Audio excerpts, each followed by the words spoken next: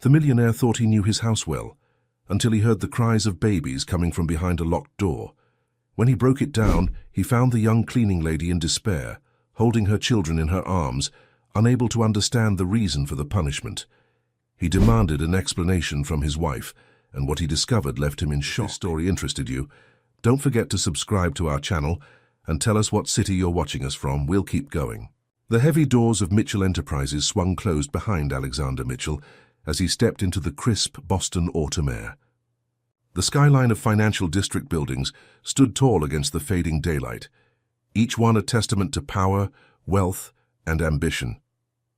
Many of those buildings belonged to him, a real estate empire he'd inherited from his father and expanded tenfold in the 15 years since.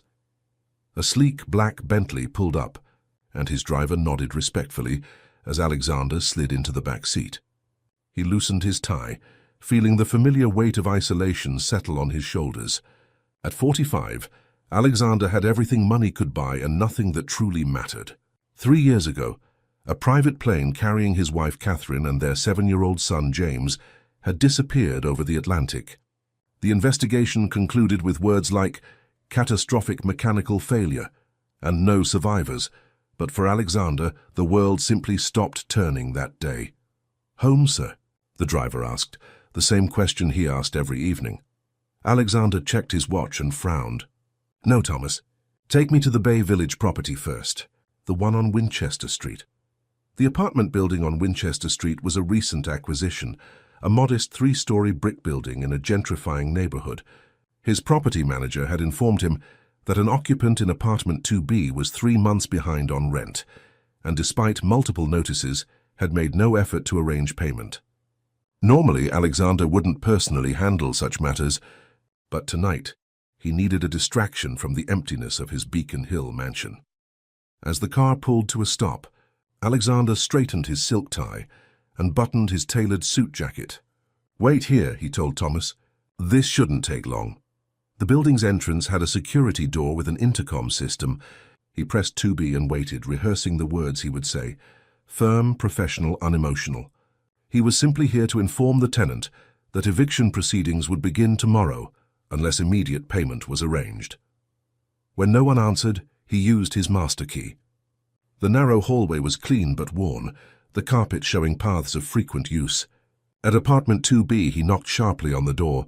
From inside came the sound of small, quick footsteps and a child's voice saying, "I'll get it, Mommy." Alexander frowned.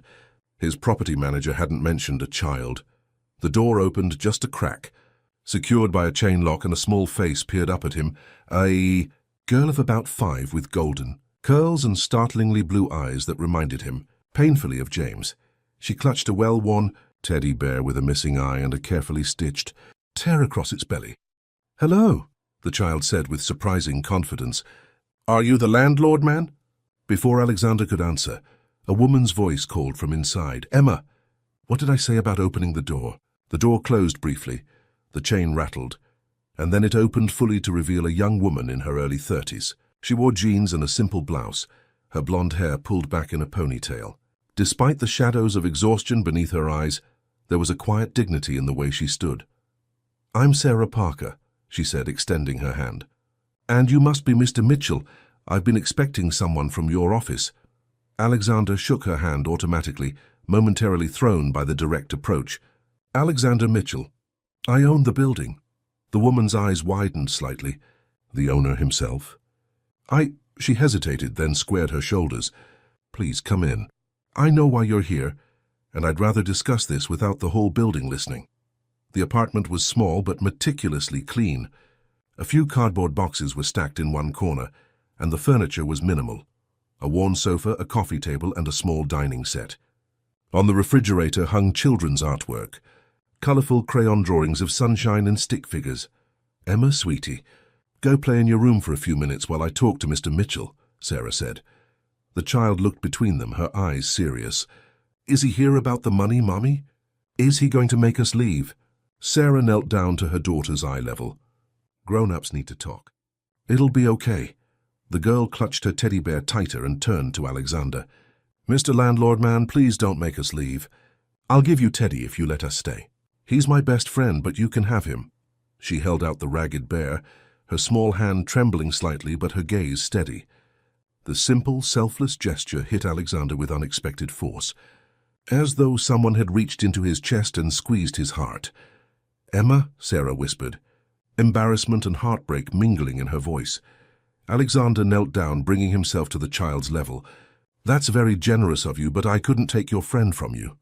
His voice sounded strange to his own ears, gentler than it had been in years.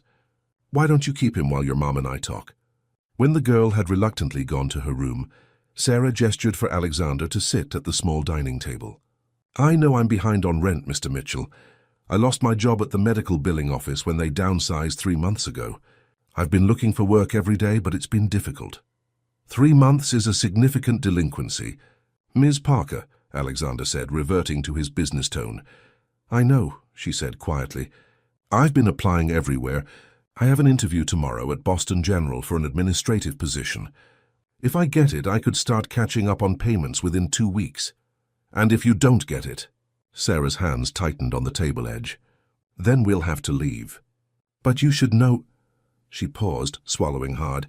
"We've been homeless before, Mr. Mitchell. After Emma's father left, before we found this place. We lived in my car for 3 weeks in December.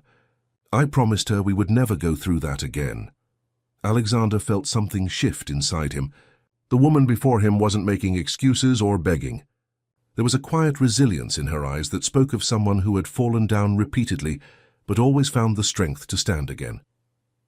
"Do you have family who could help?" he asked, surprised by his own question. This wasn't part of his usual eviction protocol. Sarah shook her head. "My parents passed away years ago. It's just Emma and me." From the other room came the sound of humming, a child's song about butterflies and sunshine.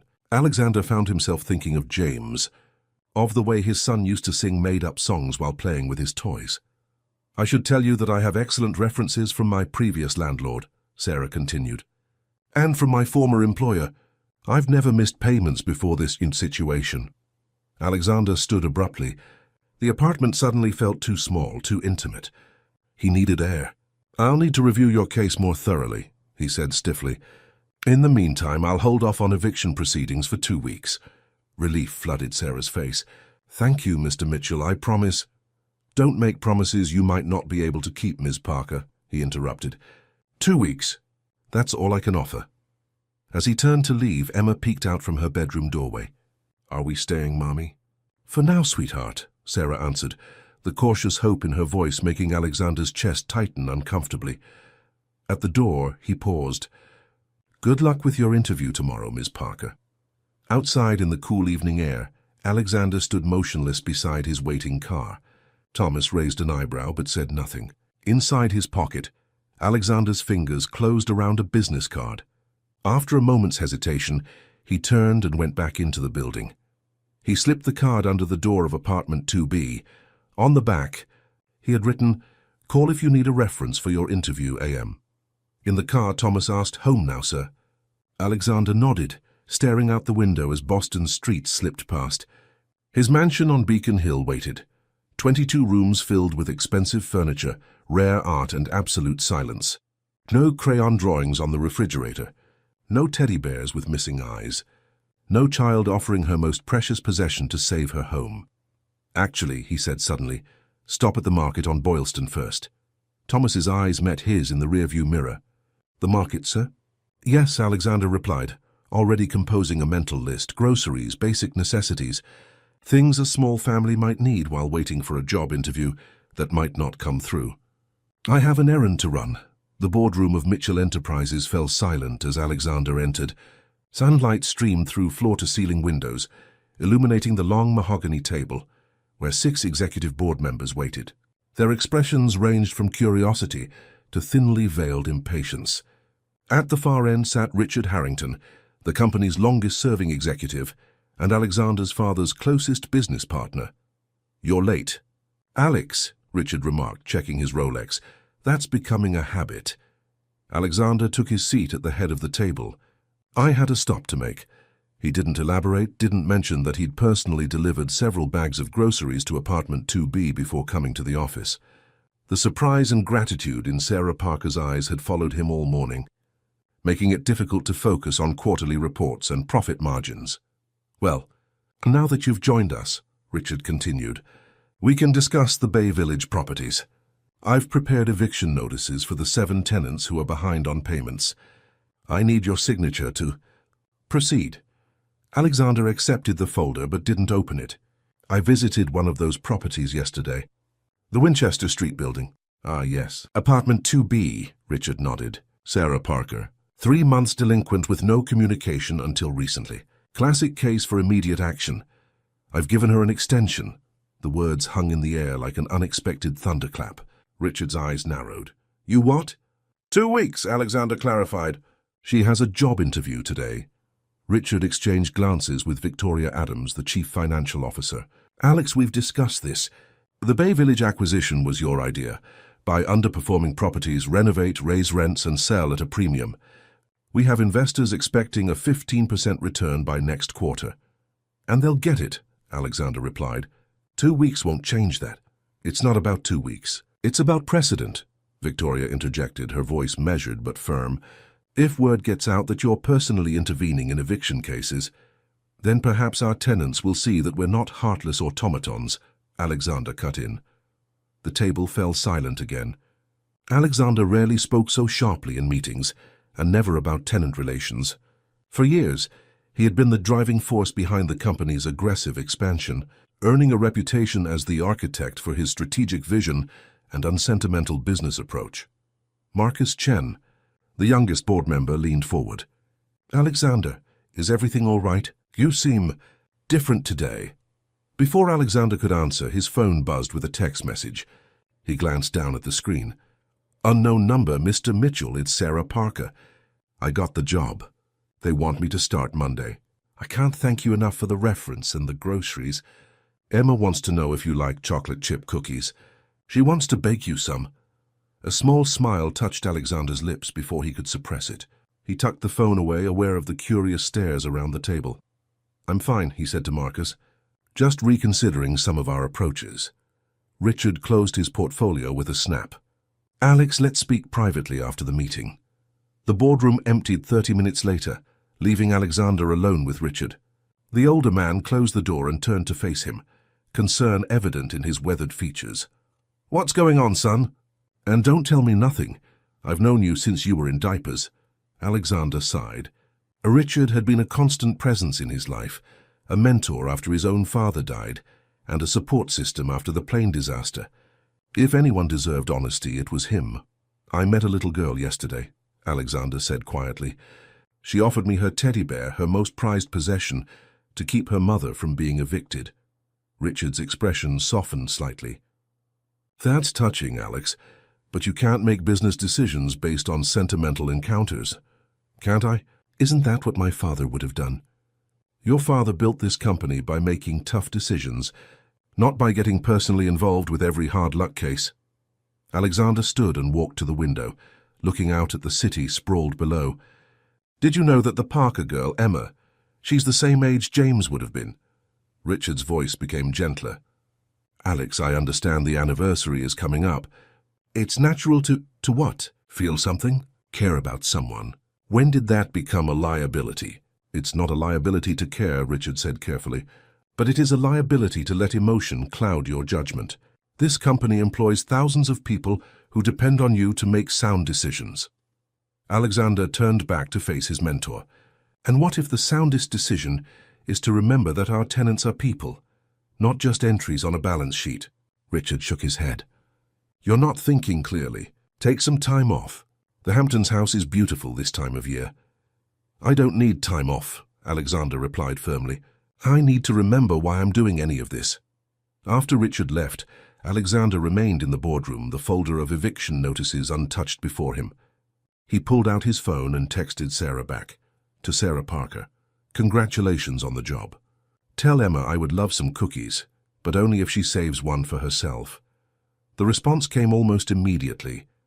"She says deal, but she needs to know if you prefer crunchy or chewy cookies." This is apparently very important information. Alexander found himself smiling again, a genuine smile that felt unfamiliar on his face. To Sarah Parker, "Definitely chewy. And thank you. That evening, instead of heading home to his empty mansion, Alexander found himself driving back to Winchester Street. He told himself it was to check on other units in the building, a perfectly reasonable thing for a property owner to do. But when he knocked on the door of 2B, he knew he was lying to himself. Emma opened the door, flour dusting her cheeks, and a bright smile lighting up her face. "Mr. Landlord Man, Mummy, he's here." Sarah appeared behind her daughter, looking both surprised and pleased. "Mr. Mitchell, we weren't expecting you." "Alexander, please," he said, feeling strangely awkward. "I was in the neighborhood." The small apartment smelled of vanilla and chocolate, and a plate of cookies cooled on the counter. Emma grabbed his hand with sticky fingers. "Come see. We made chewy ones just like you said." Alexander allowed himself to be pulled inside, feeling as though he was crossing more than just a physical threshold. Sarah watched him with curious eyes as her daughter chattered excitedly about the cookie-making process and her mom's new job. "I start Monday," Sarah confirmed. "It's inpatient admissions at Boston General. The salary is good and it comes with benefits." She hesitated. "I can pay half of the back rent with my first paycheck, and then—" Alexander raised a hand to stop her. "We can work out a payment plan." "That's not why I'm here." "Oh?" Sarah tilted her head, studying him.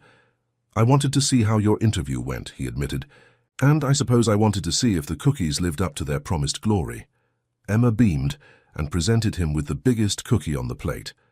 "This one's yours. I put extra chocolate chips in it." As Alexander accepted the cookie, his phone rang. Richard's name flashed on the screen. He declined the call and took a bite of the cookie instead. "This is excellent," he told Emma, who practically bounced with pride. "Will you stay for dinner?" She asked hopefully. "We're having spaghetti because it's a celebration dinner for Mommy's new job." Sarah quickly intervened. "Emma, I'm sure Mr. Mitch." "Alexander has other plans for dinner." He should say yes, he did have other plans. Important meetings, documents to review, calls to make. The sensible, normal response for someone in his position. Instead, he heard himself say, "Actually, I don't have any plans." "Hand spaghetti sounds perfect." The look of shock on Sarah's face slowly transformed into a warm smile. "Well then, I hope you don't mind if it's nothing fancy." "Nothing fancy sounds exactly right," Alexander replied, realizing how long it had been since he'd eaten a meal that wasn't prepared by a personal chef or served in a five-star restaurant. As he sat at their small table, listening to Emma describe her kindergarten adventures and watching Sarah move comfortably around the kitchen, Alexander felt something in his chest begin to thaw. The ever-present weight of his grief seemed, if not lighter, then at least balanced by something else, something he couldn't yet name but recognized as vital. His phone buzzed again. A text from Richard. "We need to discuss the Parker situation. Board members are concerned." Alexander turned his phone face down on the table and accepted a glass of water from Emma, who insisted on being his personal server for the evening. "Mr. Alexander," she said seriously as she climbed into her chair, "do you live in a castle? Mommy says you're very rich." "Emma!" Sarah exclaimed, mortified. Alexander laughed, a genuine laugh that surprised even him. "Not a castle, just a very big, very empty house." "Is it empty because you're lonely?" Emma asked with a child's direct perception. The question landed like a physical blow. Alexander's smile faded, and for a moment the old grief threatened to overwhelm him.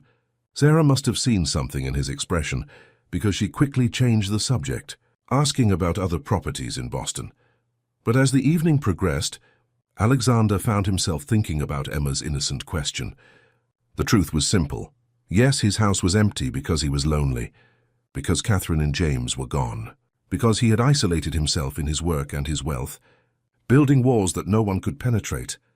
No one until a small girl with a teddy bear and her brave, determined mother. By the time dinner was over, Alexander knew his life had shifted irrevocably, though he couldn't yet see where this new path might lead. The next 2 weeks passed in a blur of unexpected moments. Alexander found himself inventing reasons to visit the Winchester Street property, a loose railing that needed inspection, concerns about the heating system, a new security door that required his personal approval. Each visit inevitably led to apartment 2B, where Emma waited with artwork to show him or stories to tell. Sarah began her job at Boston General, working long but regular hours that allowed her to pick Emma up from school most days. On the rare occasions when her shift ran late, Alexander surprised himself by offering to collect Emma from her after-school program. The first time he arrived, the program director gave him a suspicious look, until Emma launched herself at him with a delighted cry of, "Mr. Alexander," and proceeded to introduce him to everyone as "my mum's landlord," but also our friend who likes chewy cookies and doesn't live in a castle, even though he could. Today marked Sarah's second full paycheck, and Alexander had arranged to meet her to discuss the payment plan for her back rent. He sat in a cafe near the hospital, checking his watch and trying to ignore the persistent calls from Victoria Adams about the quarterly financials. "Sorry I'm late," Sarah said, sliding into the seat across from him.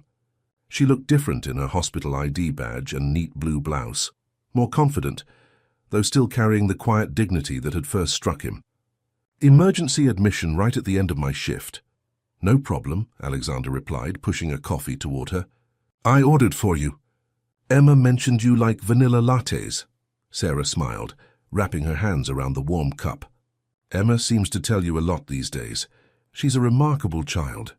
She talks about you constantly, you know. Alexander this, Alexander that.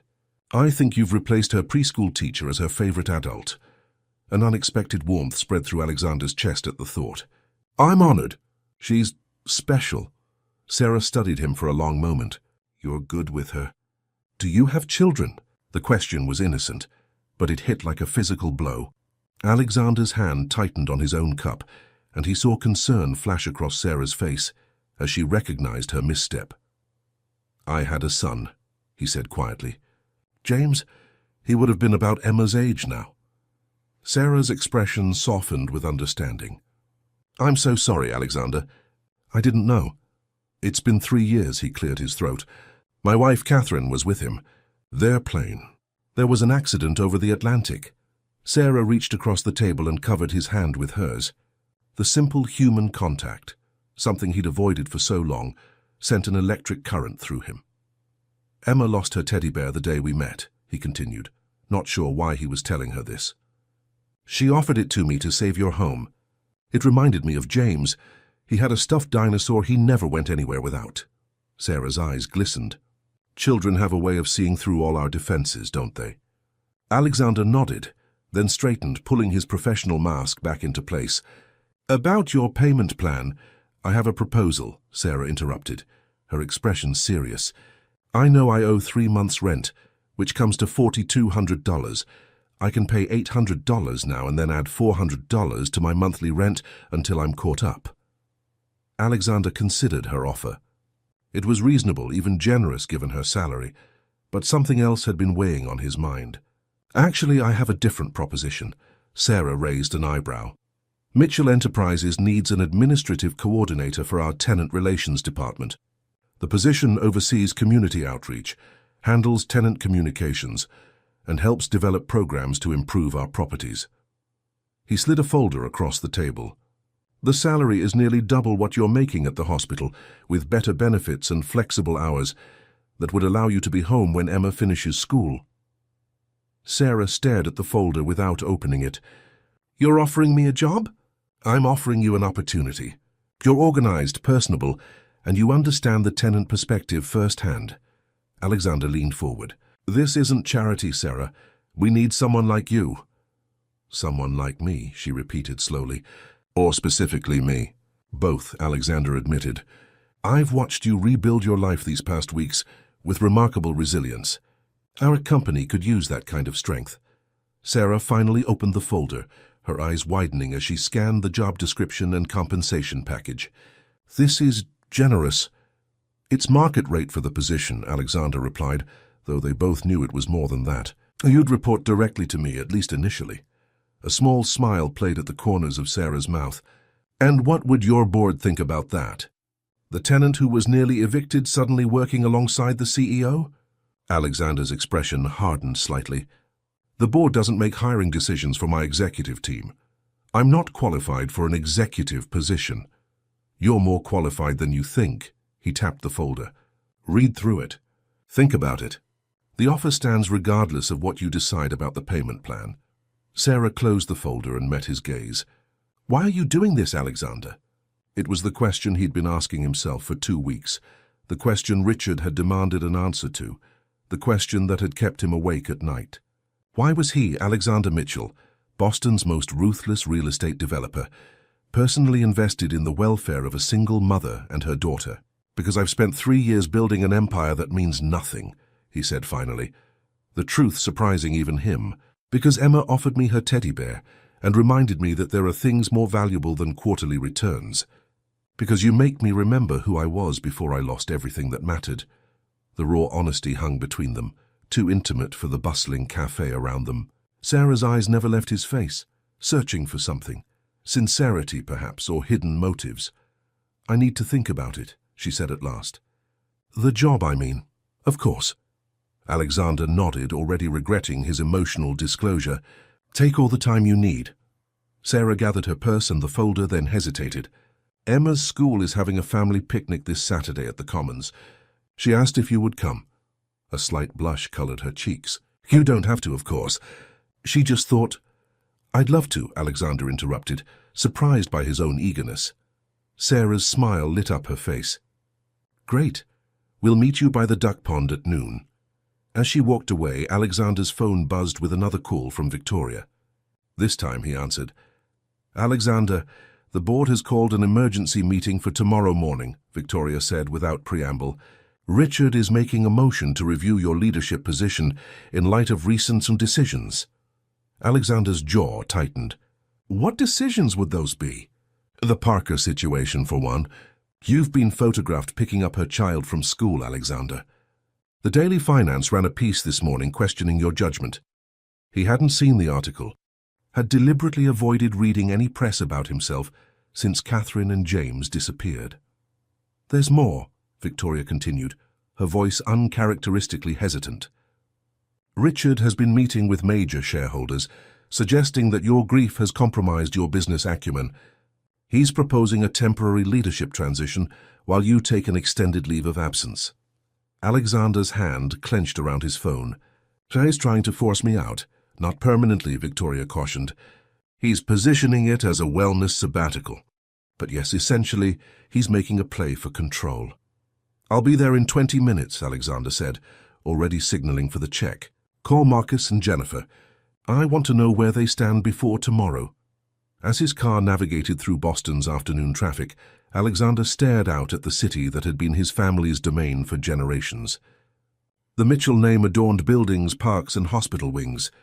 His father had built an empire, and Alexander had expanded it, often at the cost of families like Sarah's, people who became numbers on spreadsheets, obstacles to be removed for progress and profit. When had he become this person? When had the compassionate young man who once volunteered at homeless shelters been replaced by the architect, feared and respected, but never loved? He knew the answer. It happened the day he stood on a windswept tarmac, watching as officials explained why the search for the private plane had been called off, why there was no hope of finding survivors. That day Alexander Mitchell had locked away his heart and thrown away the key, until a small hand had offered him a one-eyed teddy bear. At the office, Victoria waited with Marcus Chen.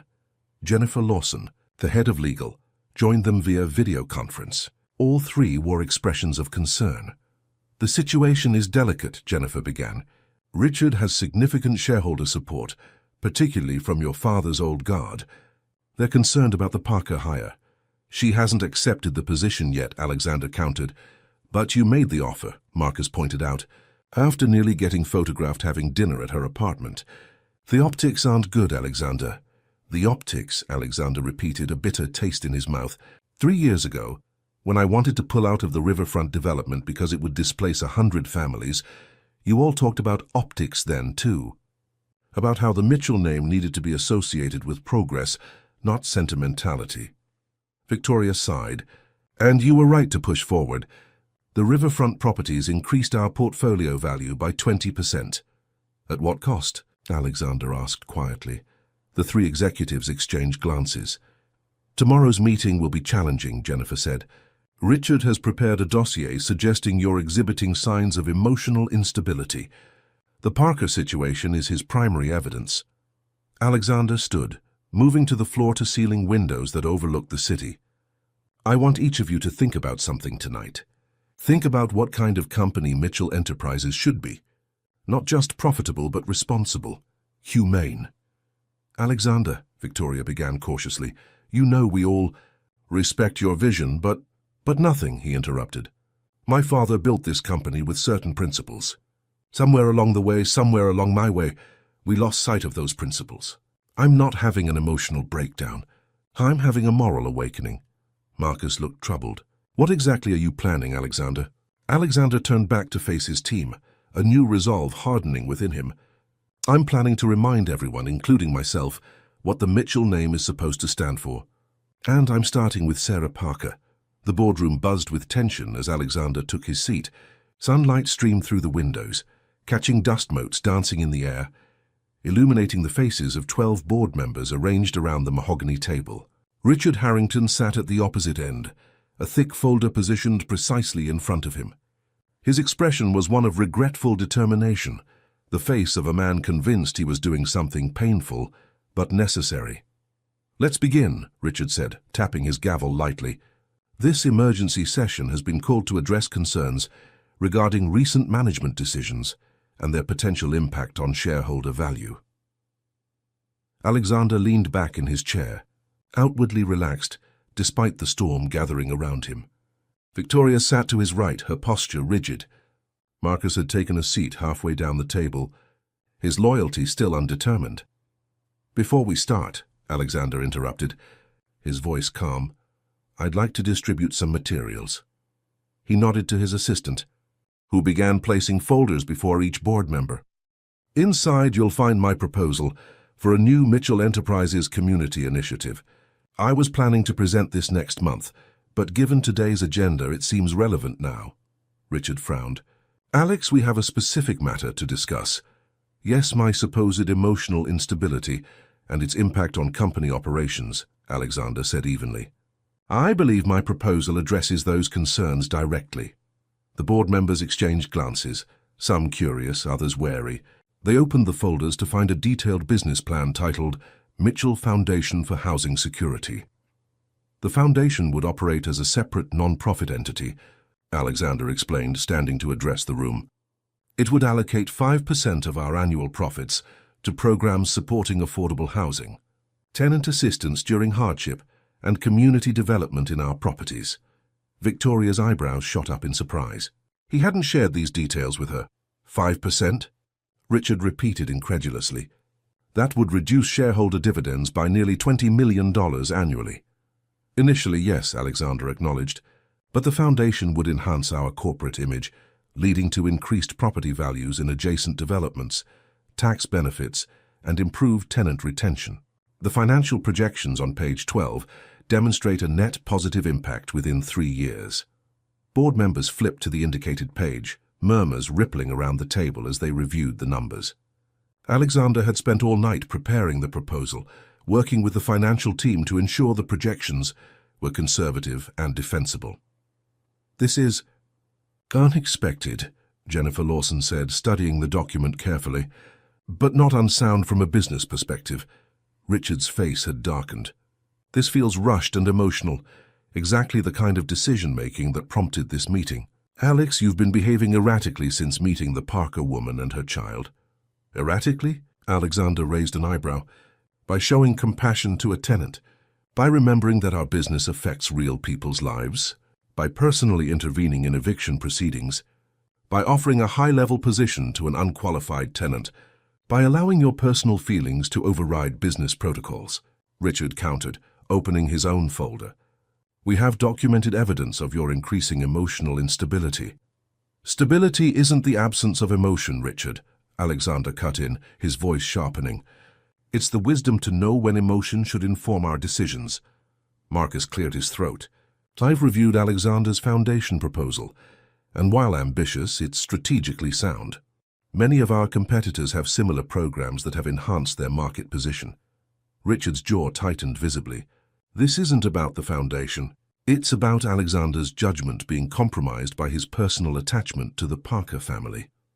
Then let's address that directly, Alexander said, turning to face the entire board. Yes, I've become personally acquainted with Sarah Parker and her daughter. Yes, that connection has made me reconsider some of our company's practices. But that reconsideration isn't clouding my judgment, it's clarifying it. He tapped the proposal before them. Everything in this document aligns with the values upon which my father built this company. Somewhere along the way, particularly after I lost my family, we strayed from those values in pursuit of profit above all else. I'm simply suggesting we find a balance. Richard stood, his patience visibly fraying. This is exactly the emotional rhetoric I was concerned about. Alex, no one questions that you've suffered a tremendous loss. We're merely suggesting you take time to properly process that grief, instead of channeling it into impulsive business decisions. And who would lead the company during this sabbatical? Alexander asked quietly. You, Richard. A tense silence fell over the room. The power play was now nakedly apparent to everyone present. As COO, I would temporarily assume leadership responsibilities. Yes, Richard acknowledged without shame. For the good of the company, Alexander smiled thinly. The company my family built. The company that bears my name. A name you seem increasingly willing to tarnish, Richard shot back. The Daily Finance article questions whether your judgment has been compromised by an inappropriate relationship with a tenant. The shareholders deserve better. Alexander's expression hardened. Choose your next words very carefully, Richard. My personal life is not up for discussion in this room. Jennifer Lawson intervened, her legal mind seeking compromise. Perhaps we should table the leadership transition discussion and focus on the foundation proposal. It has merit worth exploring. As does the question of Ms. Parker's employment offer, Victoria added unexpectedly. Having reviewed her qualifications more thoroughly, I believe she could bring valuable perspective to our tenant relations department. Richard looked betrayed. Victoria, you can't seriously— I'm evaluating the business case, Richard, she replied crisply. Diverse viewpoints improve decision-making. Ms. Parker's first-hand experience as a tenant would be an asset to that department. The board meeting continued for another hour. The proposed sabbatical eventually tabled for further discussion, while the foundation concept received provisional approval for development. As members filed out, Richard lingered, waiting until he and Alexander were alone. This isn't over, Alex, he said quietly. You're not thinking clearly. Actually, Richard, I'm thinking more clearly than I have in years. Alexander gathered his materials unhurriedly. My father would have approved of the foundation. He understood that business success and social responsibility could coexist. Richard's expression softened slightly. Your father was a pragmatist, Alex. He knew when to be compassionate and when to be decisive. Since losing Catherine and James, you've struggled with that balance. The mention of his family sent a familiar pain through Alexander's chest, but he maintained his composure. I appreciate your concern for my well-being, Richard, truly, but I don't need a sabbatical. I need to remember why all of this matters, and the Parker woman reminds you. Richard's tone held an edge of disbelief. Or is it the child? Alexander met his gaze directly. Both of them remind me that behind every lease agreement is a family trying to build a life. Is that really so radical a notion for a housing company to consider? Richard shook his head. There's something you're not saying. This feels personal in a way that goes beyond corporate philosophy. Perhaps it is, Alexander conceded, but that doesn't make it wrong. He left Richard standing in the boardroom, troubled thoughts evident in the older man's furrowed brow. Outside, Boston's autumn sun was setting, casting long shadows across the financial district. Alexander's driver waited by the car, but instead of getting in, Alexander waved him off. I'll walk for a bit, Thomas. Go home to your family. The crisp evening air cleared his mind as he walked without destination, eventually finding himself at the public garden where children played among the season's last flowers. Saturday's picnic with Sarah and Emma would be here. The thought brought an unexpected smile to his face. His phone rang, Sarah's number. He answered immediately. I've been thinking about your job offer, she said without preamble. I have questions. I have answers, he replied, finding a bench overlooking the duck pond. Ask away. Is this position real or did you create it for me? Alexander appreciated her directness. The position is real, though I'll admit the timing of the opening is convenient. We've needed someone in this role for months. And the salary, is it actually commensurate with the responsibilities? Market rate for the qualifications and duties, he confirmed. You'd earn every penny, Sarah. This isn't charity. There was a pause, the sound of her considering his words. The Daily Finance ran an article about you today. It mentioned me and Emma. Alexander's grip tightened on the phone. I'm sorry about that. I've arranged for additional security at your building and Emma's school. That's not why I'm calling, Sarah said quickly. I wanted you to know that I'm not bothered by what they wrote, but I am concerned about how it might affect you and your company. The simple consideration, in her voice, her worry for him despite her own precarious situation, touched Alexander deeply. My company will be fine, he assured her. Today's board meeting ended better than expected. I'm glad, her voice softened. Emma's been making decorations for the picnic all evening. She's very excited you're coming. Alexander watched as a young father helped his son throw breadcrumbs to the ducks, the child's delighted laughter carrying across the pond. I'm looking forward to it. And Sarah? About the job, take your time deciding. The offer doesn't expire. Actually, that's why I called, she replied, a smile evident in her voice. I'd like to accept the position, if it's still available. Something warm unfurled in Alexander's chest. It is. We can discuss details on Saturday.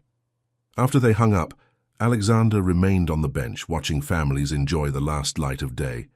For 3 years, he had avoided places like this, parks, playgrounds, anywhere children's laughter might trigger memories of James. Now he found himself seeking them out, the pain of remembering gradually yielding to something else, not healing exactly, but a kind of peaceful coexistence with his grief. His phone buzzed with a text from Richard. We need to discuss next steps. The board may have postponed the sabbatical vote, but shareholders are still concerned. Breakfast tomorrow? Alexander typed a brief reply. Something's come up. Monday. The something was nothing more than his desire to spend Saturday at a school picnic with a 5-year-old girl and her mother, but it felt more important than any shareholder meeting. As the last families departed and twilight settled over the garden, Alexander realized he was smiling, a real smile that reached his eyes for the first time in years. His phone buzzed again. A text from Sarah with a photo attached, Emma sleeping. Her teddy bear clutched in one arm and a homemade card that read, For Mr. Alexander in crooked letters propped beside her. Sarah's message read, She insisted on finishing this before bed.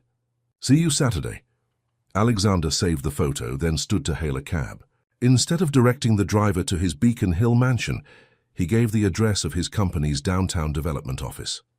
Little late for work, isn't it? The cabbie commented. Not work, Alexander replied. Planning.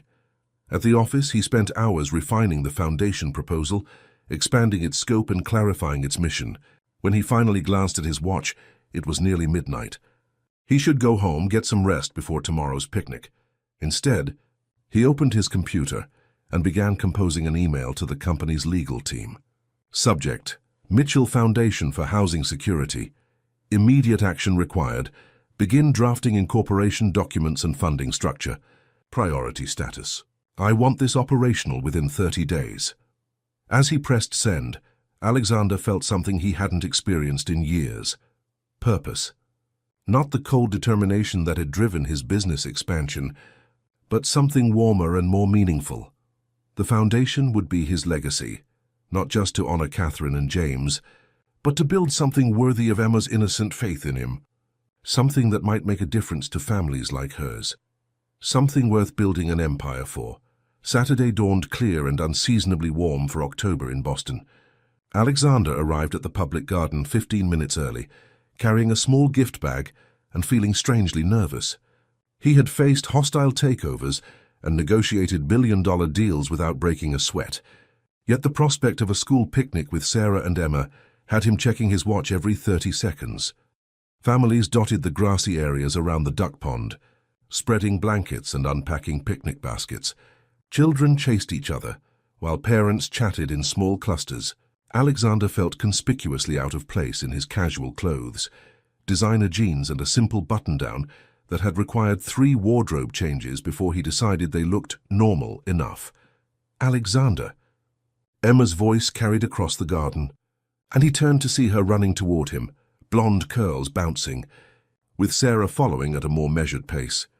Emma launched herself at him with complete trust, and he caught her automatically, her small arms wrapping around his neck in a fierce hug. "You came. I told Mommy you wouldn't forget, and you didn't." "I wouldn't miss it," Alexander replied, setting her down carefully.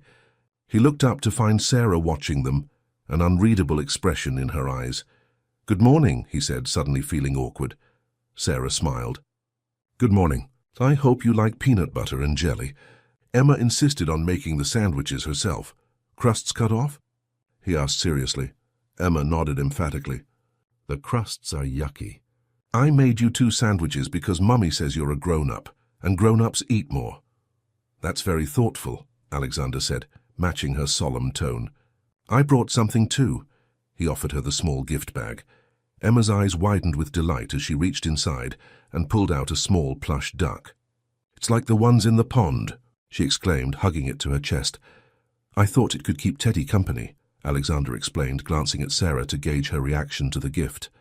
She gave a small nod of approval.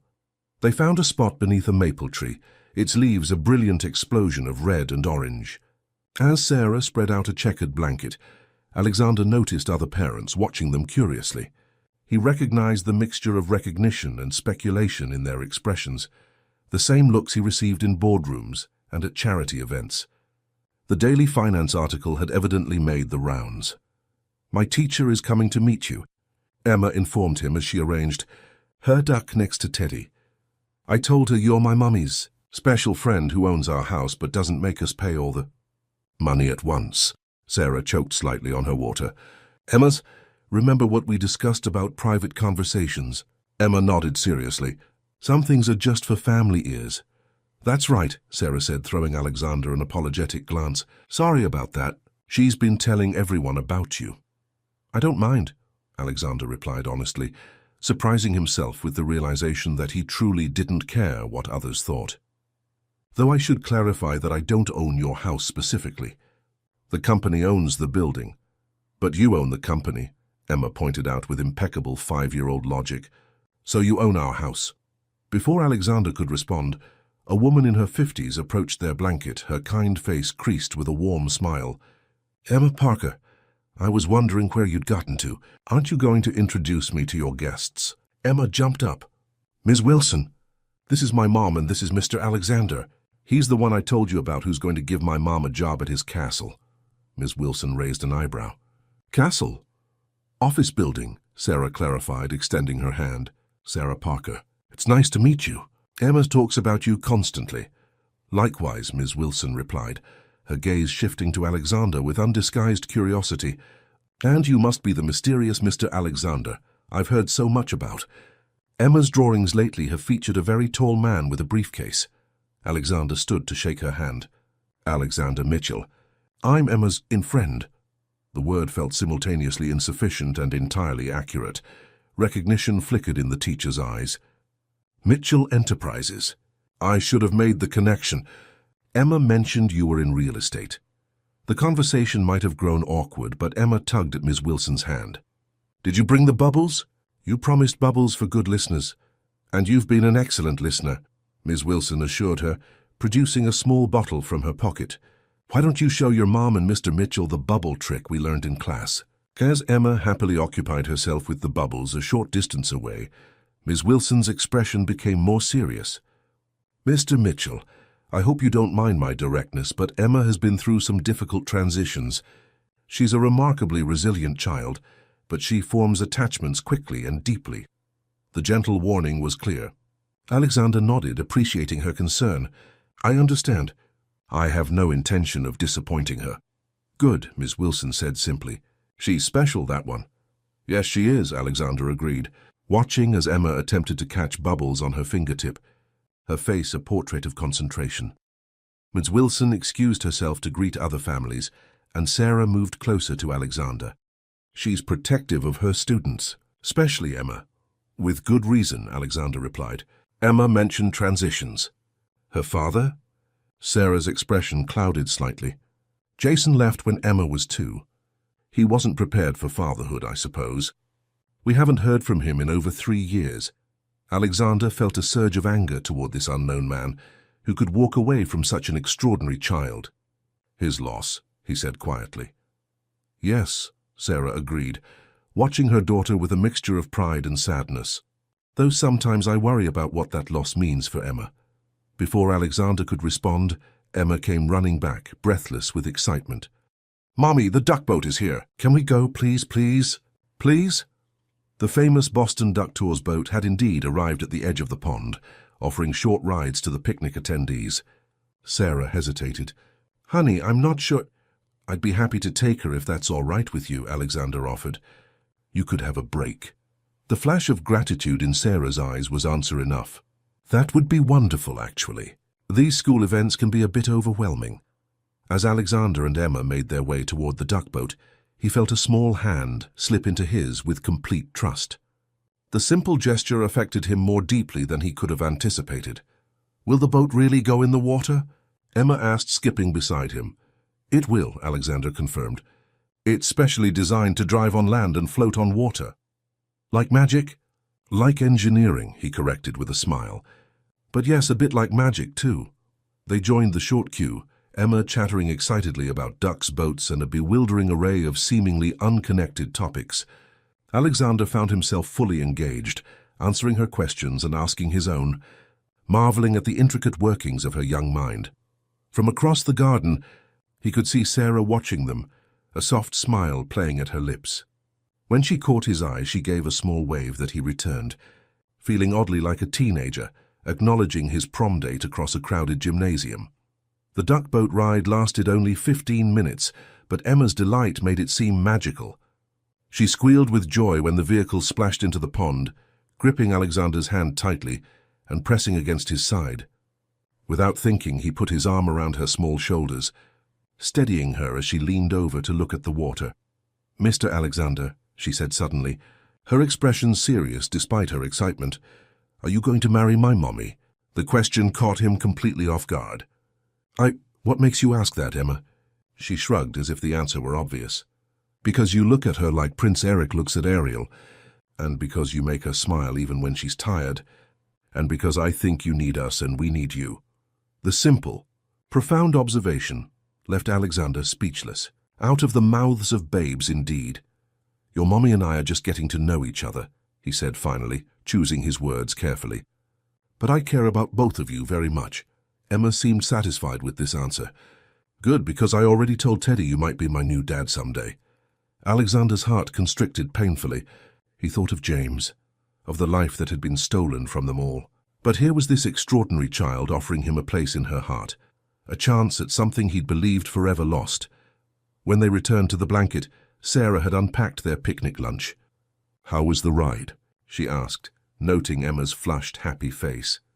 It was awesome, Emma declared, launching into a detailed description of every moment while Alexander settled beside Sarah. Thank you for taking her, Sarah said quietly.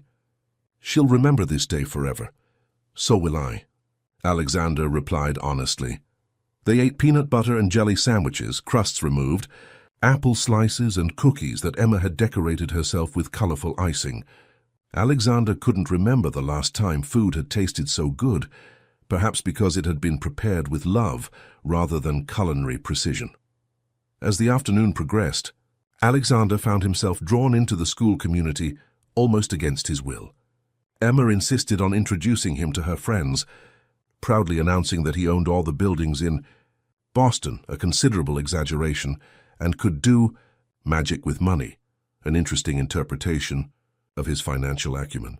Sarah was pulled into a conversation with other mothers, occasionally glancing over at him with a mixture of amusement and apology as Emma continued her enthusiastic introductions. Alexander surprised himself by not minding at all. There was something refreshingly honest about the children's curiosity compared to the veiled inquiries of Boston's social elite. The afternoon was winding down when Alexander noticed a photographer discreetly taking pictures from behind a nearby tree. His security training kicked in immediately, and he subtly positioned himself between the camera and Emma. Sarah, he said quietly when she returned to their blanket, don't look now, but there's a photographer at 3 o'clock, probably from one of the tabloids.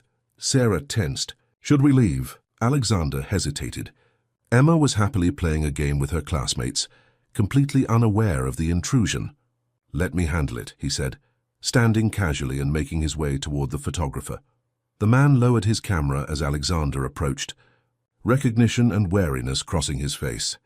"Mitchell Enterprises has an excellent legal team," Alexander said conversationally, but with steel beneath his words. "They're particularly aggressive when it comes to the privacy of minors. I suggest you delete those photos and find a different story to pursue." The photographer hesitated, clearly weighing his options. "The public has an interest. The public has no legitimate interest in a 5-year-old child," Alexander interrupted, his voice hardening. "Delete the photos, now." Something in his expression must have conveyed the seriousness of the threat, because the photographer reluctantly opened his camera's display and began deleting images. "You know this won't stop the speculation," he said. "Mitchell's mysterious new family. It's a headline that sells." "Speculate about me all you want," Alexander replied, "but leave the child out of it." As he walked back to the blanket, Alexander realized with a start that he hadn't denied the family characterization.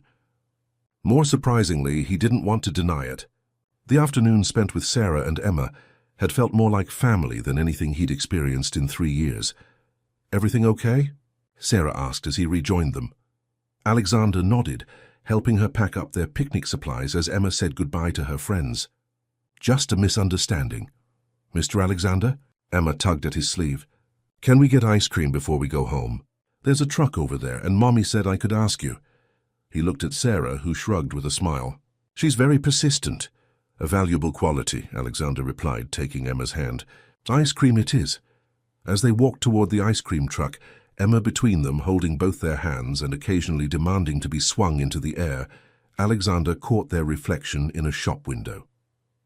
They looked like any other family enjoying a Saturday in the park. A mother, a father, a child.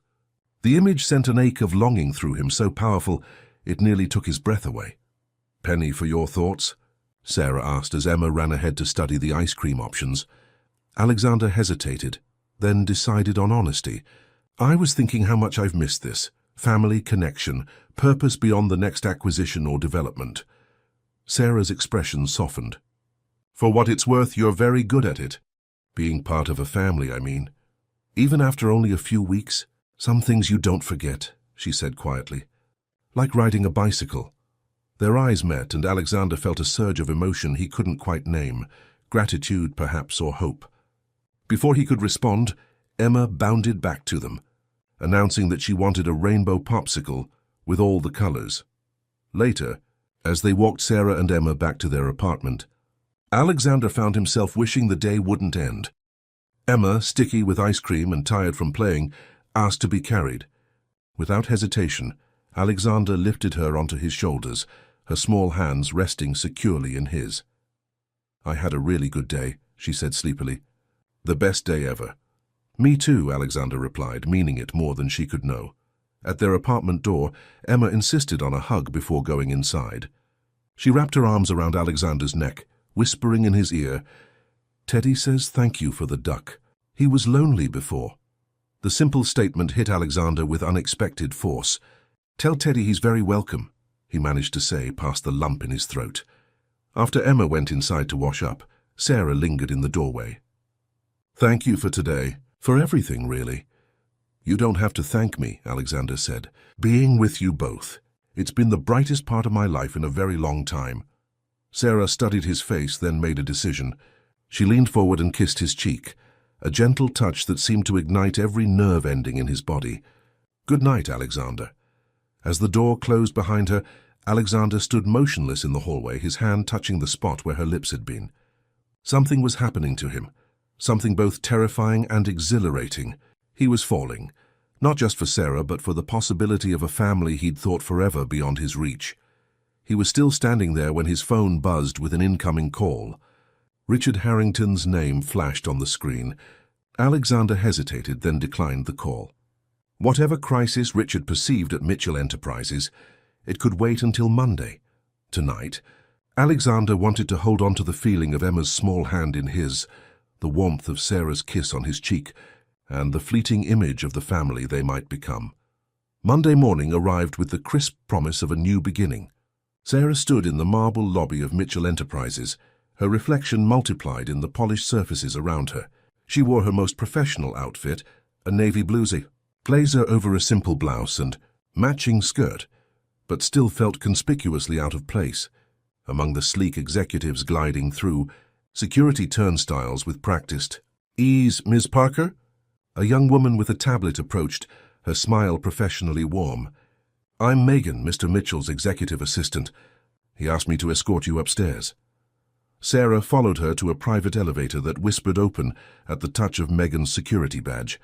Everyone's very excited about the new tenant relations department, Megan offered as they ascended. It's been a topic of discussion since Mr. Mitchell announced it last week. I'm sure it has, Sarah replied, wondering exactly what kind of discussion she had inspired among the corporate ranks. The whispers and curious glances from employees in the lobby hadn't escaped her notice. The elevator opened directly into a reception area on the top floor, where floor-to-ceiling windows offered a panoramic view of Boston Harbor. Alexander stood waiting, his tall figure silhouetted against the morning light. Sarah, he greeted her, extending his hand formally, a gesture clearly for the benefit of watching staff. Welcome to Mitchell Enterprises. Thank you for the opportunity, she replied, matching his professional tone while accepting his handshake. His fingers lingered against hers a moment longer than necessary, the brief contact sending an undeniable current between them. I thought we'd start with a tour, Alexander suggested, then introduce you to your team. My team, Sarah echoed, surprise evident in her voice. I have a team already? A hint of a smile played at the corners of Alexander's mouth. The tenant relations department consists of 5 staff members, transferred from various departments, all with relevant experience. They're eager to meet their new director. Director. The title sent a flutter of both excitement and anxiety through Sarah's stomach. 2 weeks ago, she had been unemployed and facing eviction. Now she was being escorted through the headquarters of Boston's largest real estate development company as a department director. Alexander guided her through the executive floor, introducing her to key personnel with a clear message in his voice and posture. Sarah Parker belongs here. She is one of us now.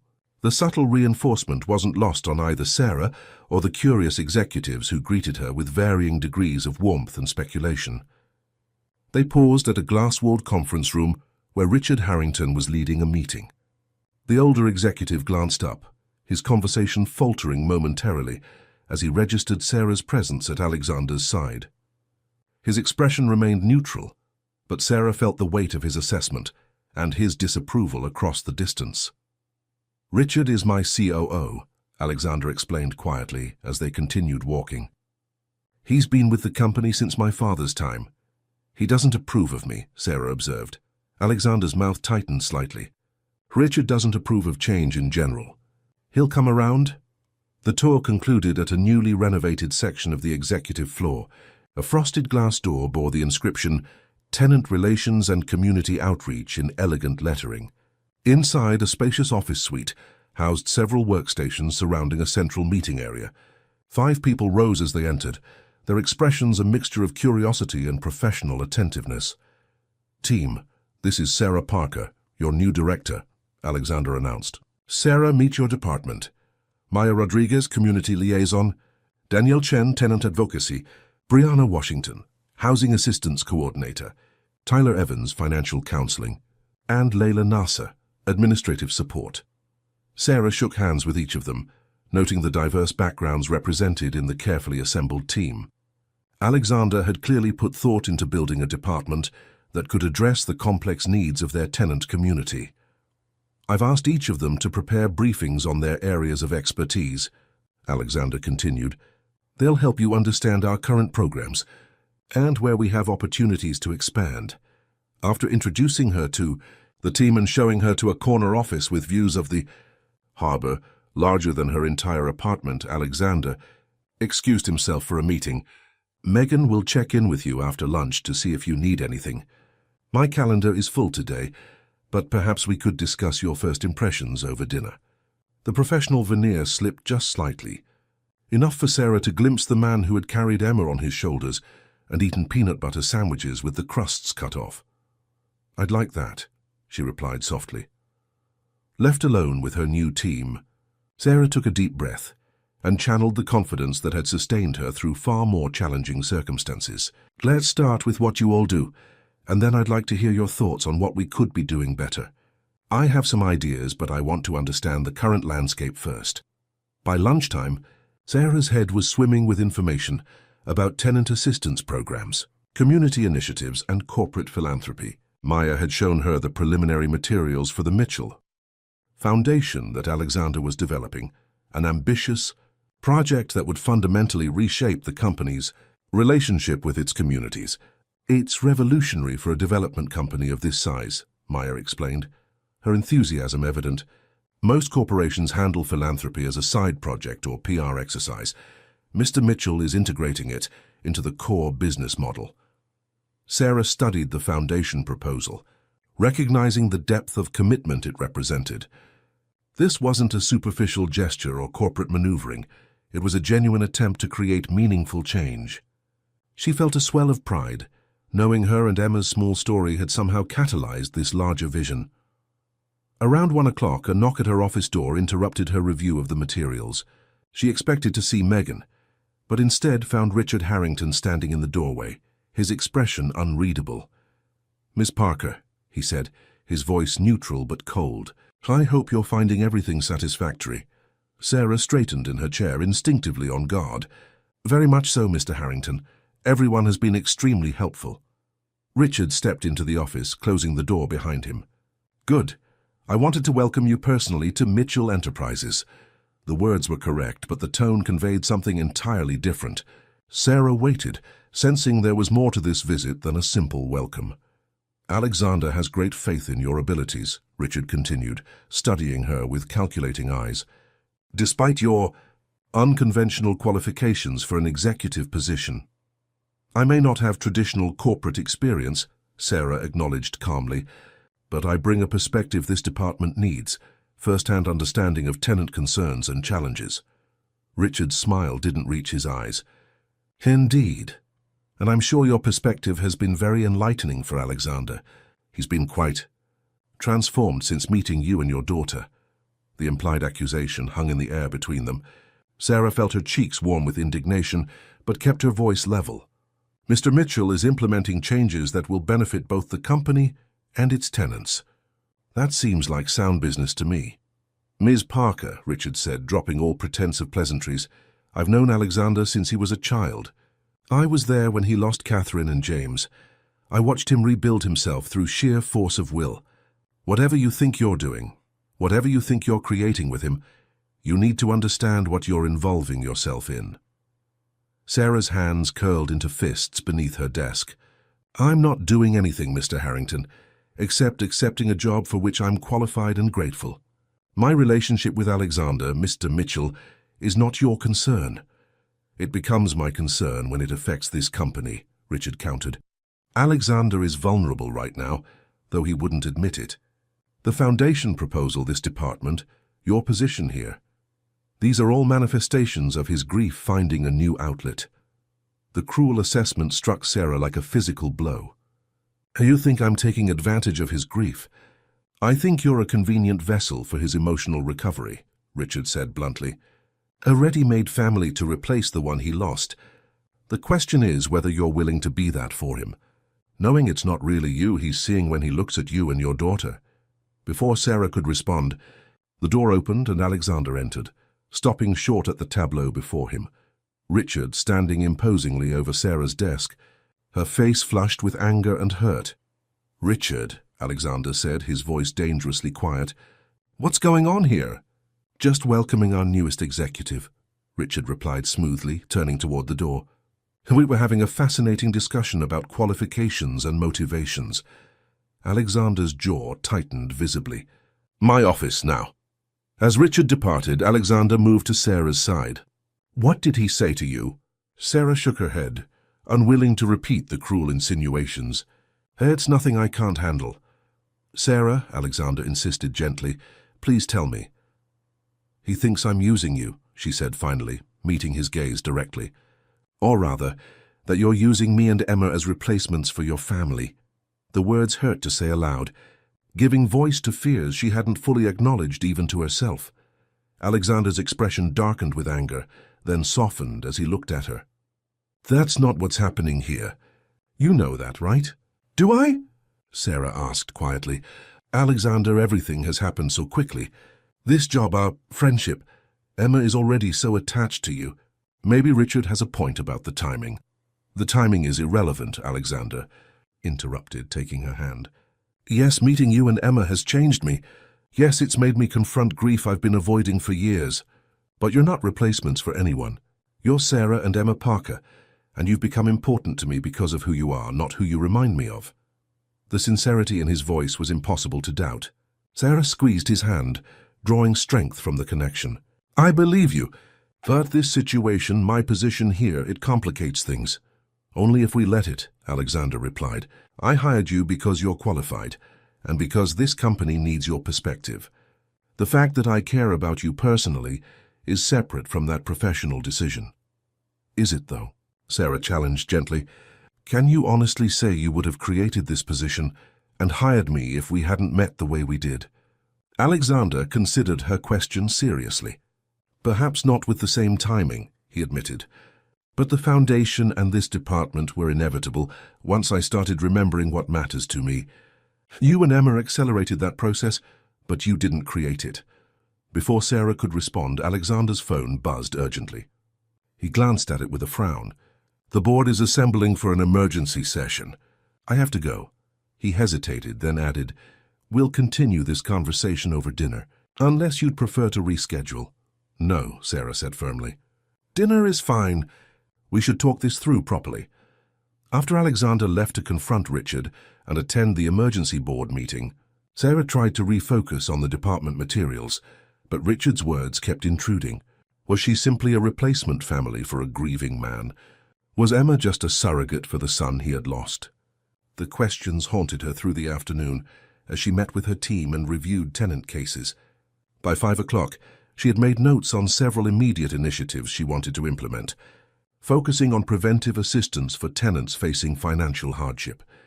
She was gathering her things to leave when Megan appeared at her door. "Mr. Mitchell asked me to let you know that the board meeting is running long. He'll meet you at Sorrelina at 7 instead of 6, if that works for you." "That's fine," Sarah replied, grateful for the extra time to collect her thoughts. When she arrived at the upscale Italian restaurant near Copley Square, Alexander was already waiting, looking tired but relieved to see her. He stood as she approached, kissing her cheek in greeting, a gesture that felt both natural and thrilling. "I'm sorry about the delay," he said as they were seated. "The board meeting was contentious." "Richard?" Sarah guessed. Alexander nodded grimly.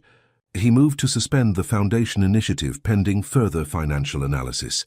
It was a transparent attempt to undermine the project." "What happened?"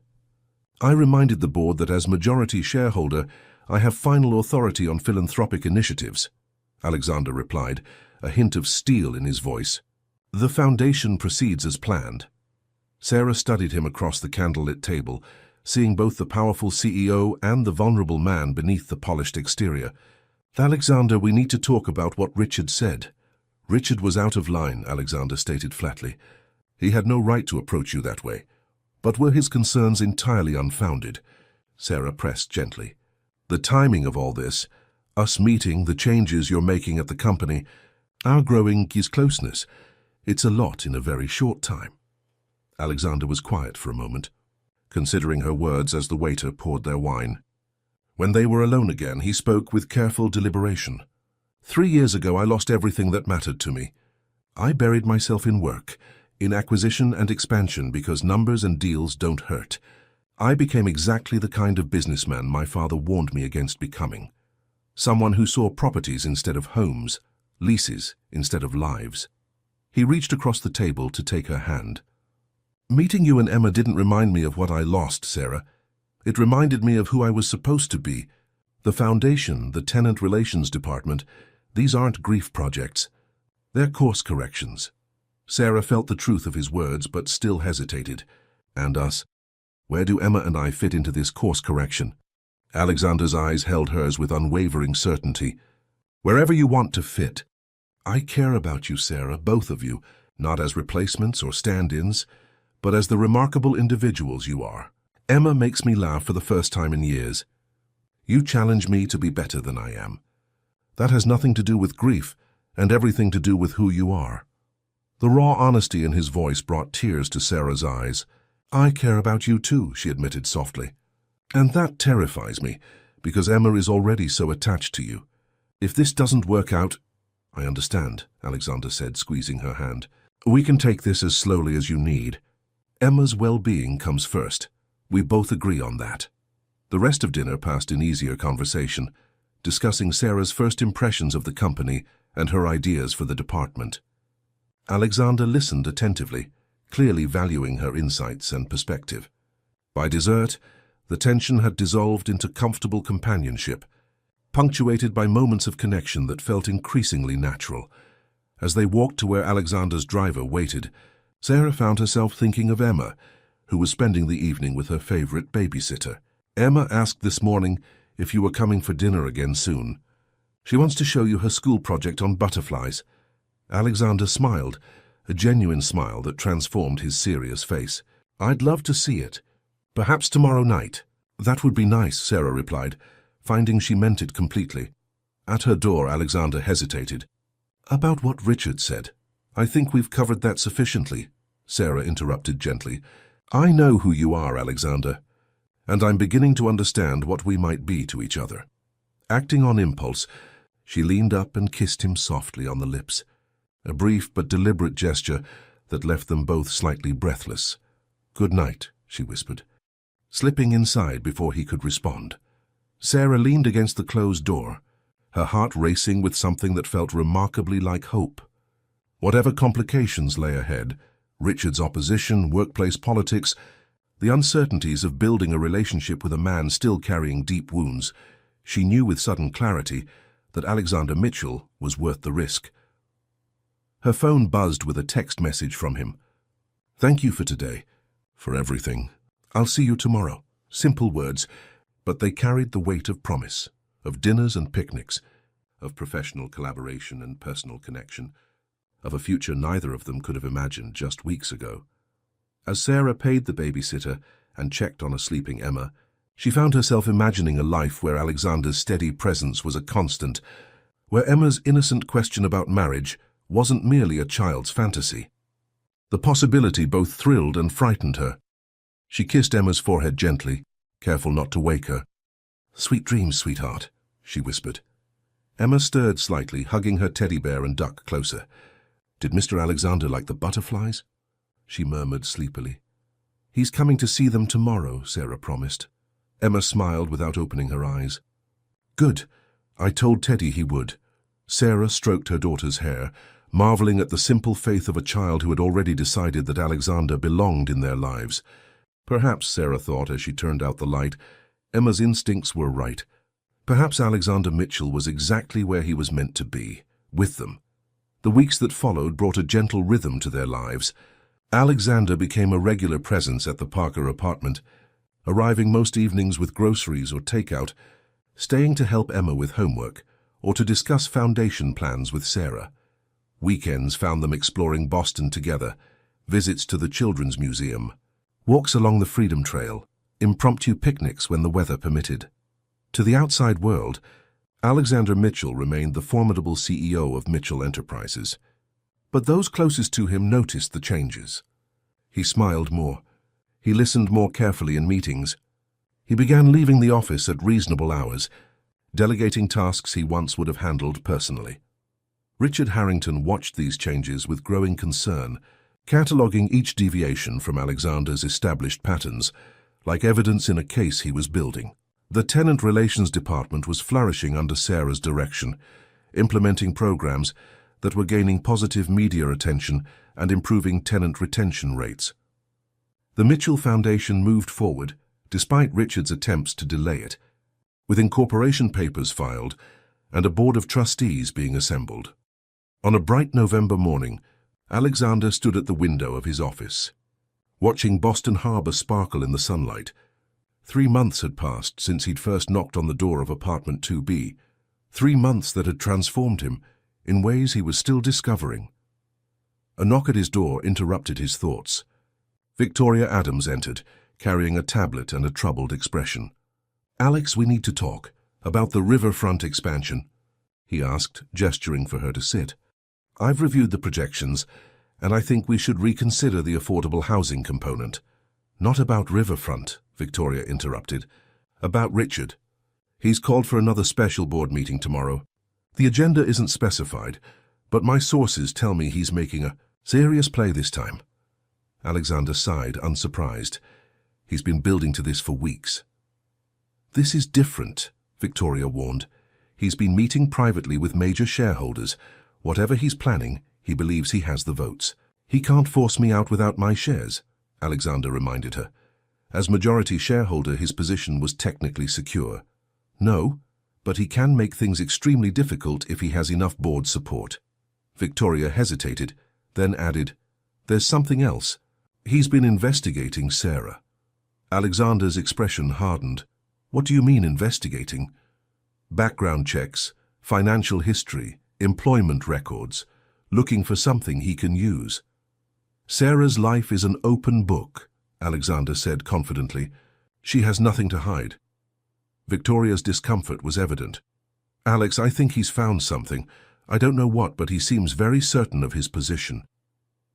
A cold feeling settled in Alexander's stomach. "Keep me informed of anything else." "You hear?" he said, his voice controlled despite the anger building within him. "And Victoria, thank you for your loyalty."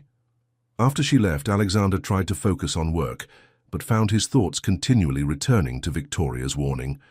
What could Richard possibly have discovered about Sarah that would give him leverage?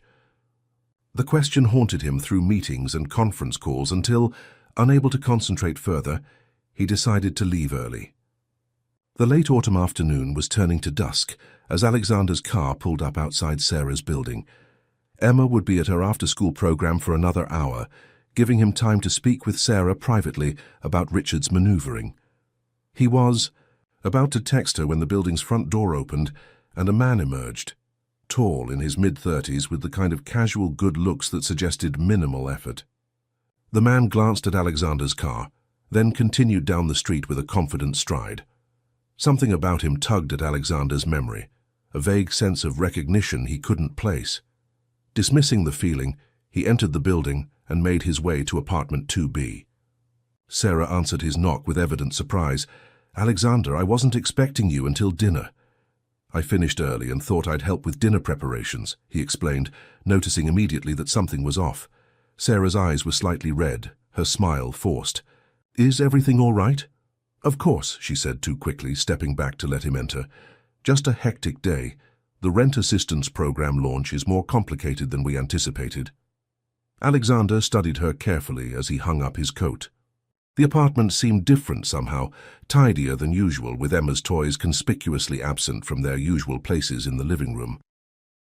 "Sarah," he said gently, "who was the man I just saw leaving your building?" Her hand froze on the refrigerator door, her back to him. "For you saw him?" "Tall, dark hair, leather jacket. He was coming out as I arrived." Sarah closed the refrigerator without taking anything out, her shoulders slumped slightly. "That was Jason, Emma's father." The revelation hit Alexander with unexpected force. "Jason? I thought he hadn't been in contact for years." "He hasn't," Sarah confirmed, turning to face him. "Until last week. He called out of the blue, saying he wanted to see Emma." Alexander struggled to keep his expression neutral despite the sudden anxiety gripping him. "What did you tell him?" "That he gave up that right when he walked out on us," Sarah replied, a flash of anger in her eyes. "But then he said he's been in therapy, that he's changed, that he regrets abandoning us. He wants to make amends." "And you believe him?" Alexander couldn't keep the skepticism from his voice. Sarah sighed, moving to sit on the couch. "I don't know what to believe. He seems different, but Jason was always good at seeming things he wasn't." Alexander joined, her careful to maintain a respectful distance, despite his instinct to pull her close. "Why didn't you tell me he'd contacted you?" "Because I didn't want it to be real," she admitted, looking down at her hands. "If I told you, it would mean acknowledging that he's actually back in our lives, and I wasn't ready for that." "Has he seen Emma yet?" Sarah shook her head firmly. No, I told him I needed time to think about it, to decide what's best for her. He's been surprisingly respectful of that boundary. Alexander chose his next words carefully. Sarah, I need to tell you something. Richard has been investigating you, looking into your background, your history. Her head snapped up. What? Why? He's making another play for control of the company. I think he's looking for anything he can use against me, including my relationship with you. Sarah's expression shifted from confusion to understanding. And now Jason shows up out of nowhere after years of silence. She stood, pacing the small living room. Do you think Richard found him? Encouraged him to come back? It's possible, Alexander acknowledged, the pieces fitting together in a troubling pattern. Richard has resources, and he's determined to prove that my judgment is compromised. What does he think Jason can do? I'm legally Emma's sole guardian. He has no rights after abandoning us. Alexander hesitated. He could create complications, public relations issues for the company, questions about your focus at work. At minimum, he could cause emotional distress for you and Emma. Sarah's face paled. Emma. Oh God, Alexander. What if he tries to take her? He could file for shared custody, claim he's reformed, drag us through court. That won't happen, Alexander said firmly, rising to take her hands in his. I won't let it happen. We have resources too, Sarah. The front door opened before she could respond, and Emma burst in, her face lighting up when she saw Alexander. Mr. Alexander, you're early. She ran to him, wrapping her arms around his waist in an enthusiastic hug. Alexander lifted her up, his heart constricting at the absolute trust in her embrace. I thought I'd help with dinner tonight. How was school? As Emma launched into an elaborate description of her day, Sarah mouthed later to Alexander over her daughter's head. He nodded, understanding that their conversation would have to wait until Emma was asleep. Dinner was a subdued affair despite Emma's cheerful chatter. Sarah moved through the motions of their evening routine with mechanical precision, her mind clearly elsewhere. Alexander did his best to keep Emma engaged, reading her favorite story at bedtime with special attention to all the character voices she loved. Mr. Alexander, Emma said sleepily as he tucked her blanket around her, are you going to stay with us forever? The innocent question pierced straight to his heart. I hope to be in your life for a very long time, Emma. Good, she murmured, already drifting toward sleep. I told Teddy you belong with us now. Alexander kissed her forehead gently. Teddy is very wise. When he returned to the living room, Sarah was sitting at the small dining table, a glass of wine untouched before her. She's asleep, he reported, taking the seat across from her. Alexander, Sarah began, her voice tight with tension, I need to know exactly what we're dealing with. What can Richard do? What might Jason do? I need to be prepared. Alexander reached for her hand across the table. First, let me be clear. Whatever happens, you and Emma will be protected. I have resources that Richard can't touch, and I'll use every one of them if necessary. Sarah nodded, some of the tension leaving her shoulders at his reassurance. Jason said he's living in Boston now. He has a job in sales, an apartment in Somerville. He seemed stable, but I don't trust it. He was stable before, until Emma was born, and parenthood became real rather than theoretical. Has he asked for anything specific? Money? Legal recognition? Just to see Emma, Sarah replied. He says he wants to apologize to her, to start building a relationship. But it feels too convenient, especially now that you mention Richard's investigation. Alexander considered his next words carefully. We should prepare for the possibility that Jason's return isn't coincidental. If Richard is involved, he may have promised Jason something in exchange for creating complications. Using a child as a pawn, Sarah said bitterly. That's despicable, even for corporate politics. Richard is desperate, Alexander explained. The Foundation threatens everything he values about the company. Profit margins, aggressive expansion, shareholder primacy.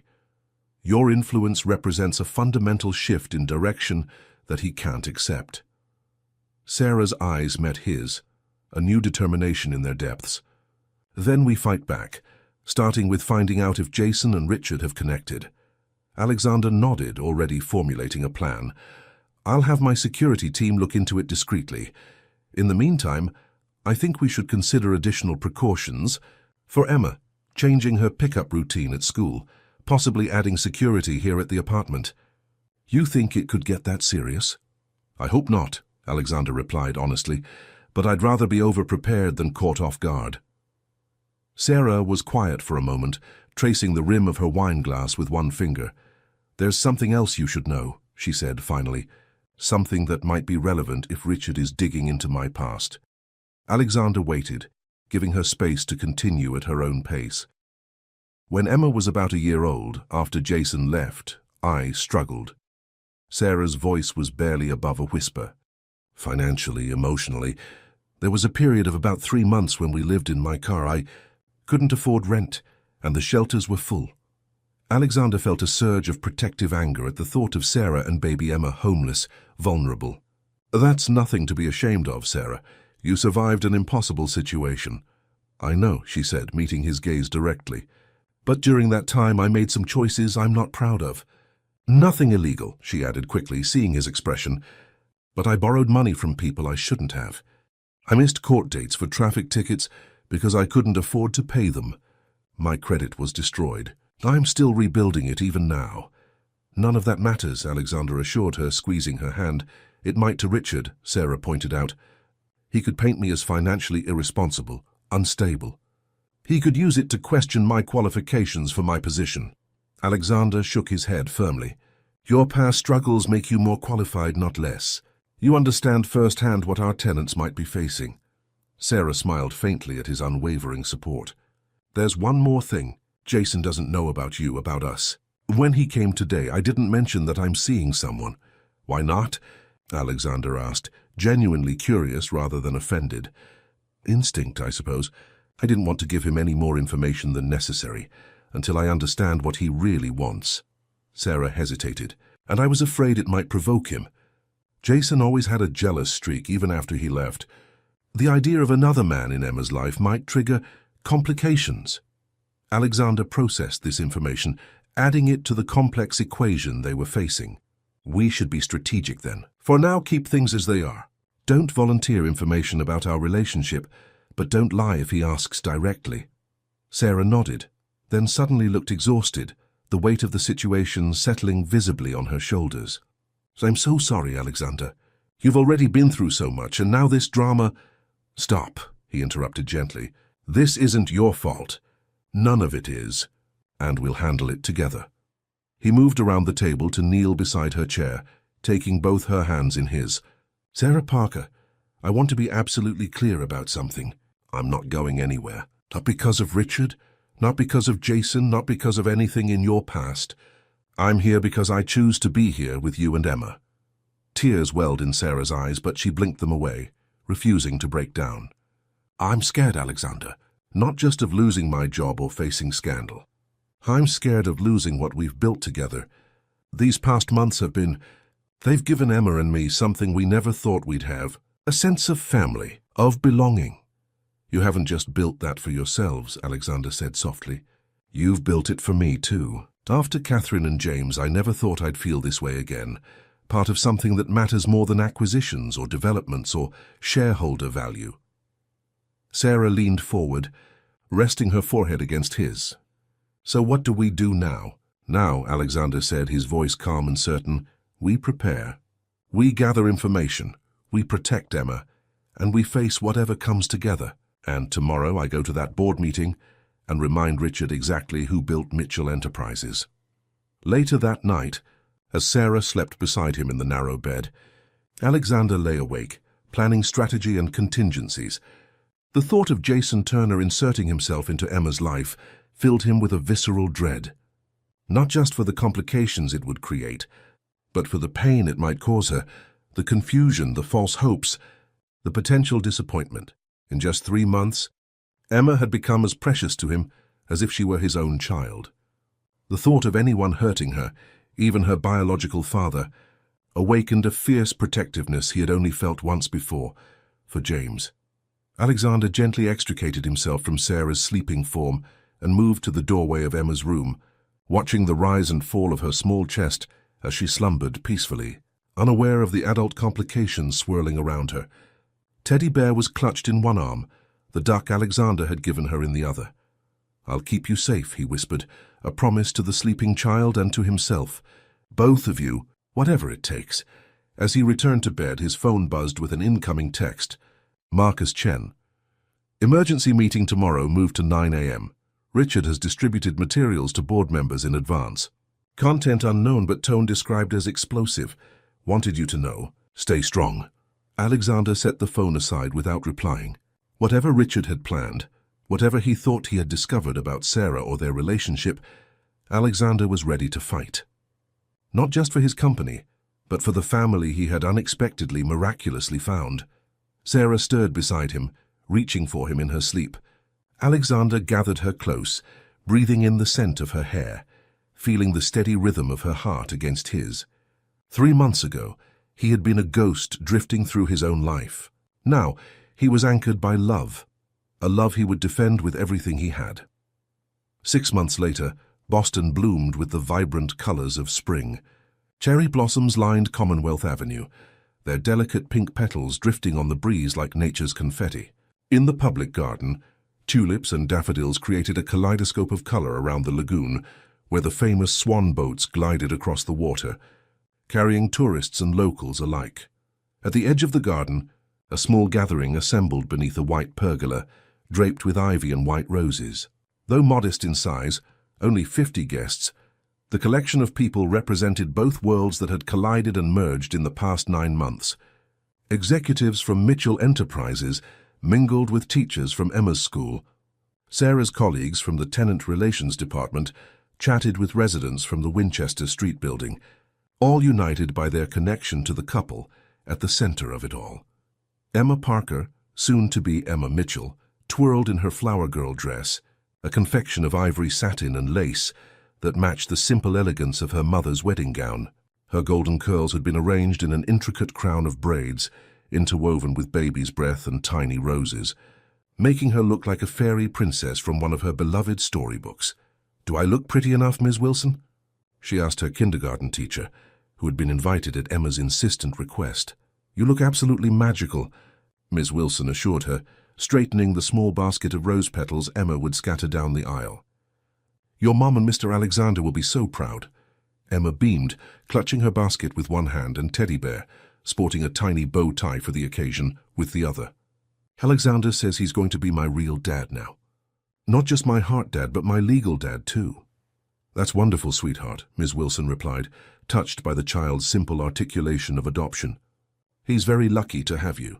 And I'm lucky to have him," Emma stated with the absolute certainty of a 6-year-old who had never doubted, even from that first meeting, that Alexander Mitchell belonged in her life. Teddy knew it right away. That's why he didn't mind when I offered him to Alexander that day. In a tent set up as a temporary dressing area, Sarah stood before a full-length mirror, hardly recognizing the woman reflected back at her. The ivory sheath dress was far simpler than traditional wedding gowns, but its elegant lines and exquisite tailoring spoke of quiet luxury. Her hair fell in soft waves around her shoulders, adorned only with a single gardenia over one ear, Catherine's favorite flower, a subtle tribute that had been Alexander's suggestion. Victoria Adams, who had become a close friend and ally in the months since Richard's departure, adjusted the small train. "You look absolutely breathtaking, Sarah. Alexander won't know what hit him." Sarah smiled, still occasionally overwhelmed by the turn her life had taken. "A year ago, I was facing eviction and unemployment.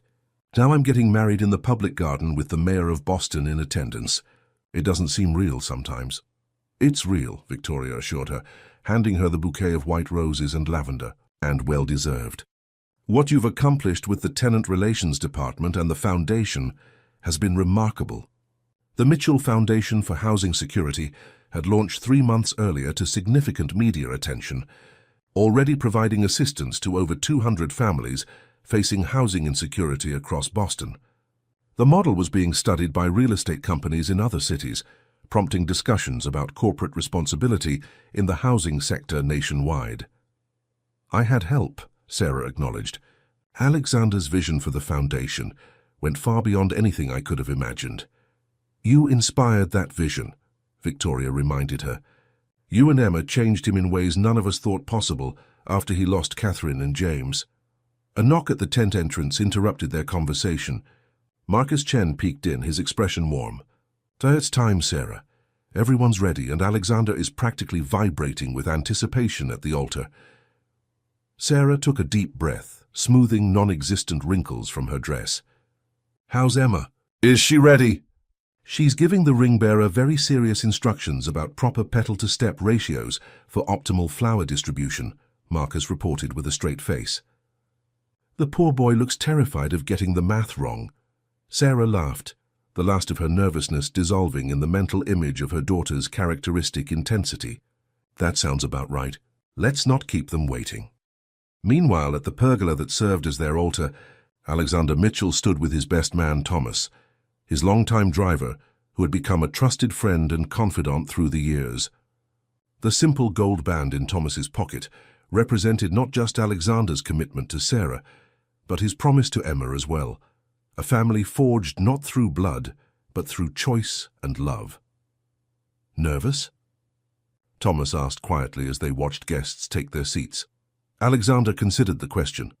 Not about marrying Sarah, he replied honestly, but about being worthy of the family we're creating. Every day. Thomas nodded in understanding. Catherine would be happy for you. James too. I think so, Alexander agreed, his eyes momentarily distant.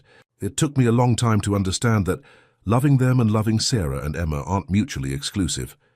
That my heart could expand rather than replace.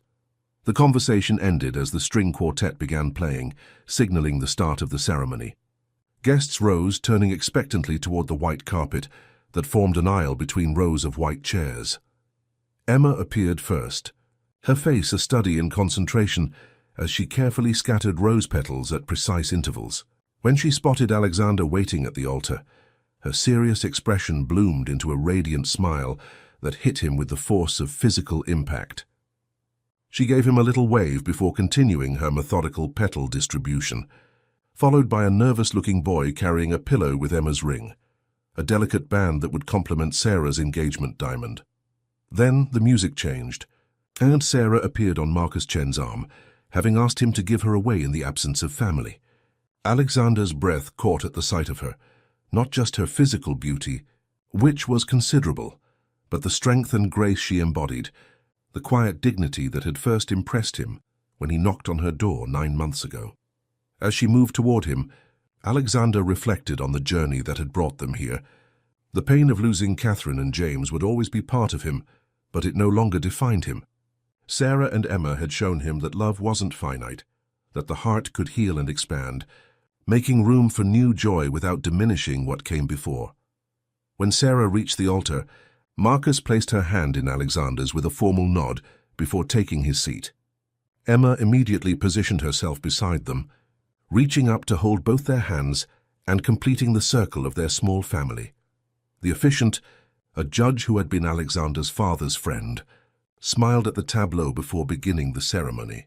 Friends and family, we gather today to celebrate not just the union of Alexander and Sarah, but the creation of a family that reminds us all that love can find us in the most unexpected places, at the most unexpected times.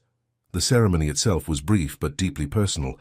Alexander and Sarah had written their own vows, each speaking from the heart about the journey that had brought them together. Sarah, Alexander began, his voice steady despite the emotion evident in his eyes. 9 months ago, I came to your door as a man who had forgotten how to live. I had built walls around my heart so high and so thick that I thought nothing could breach them.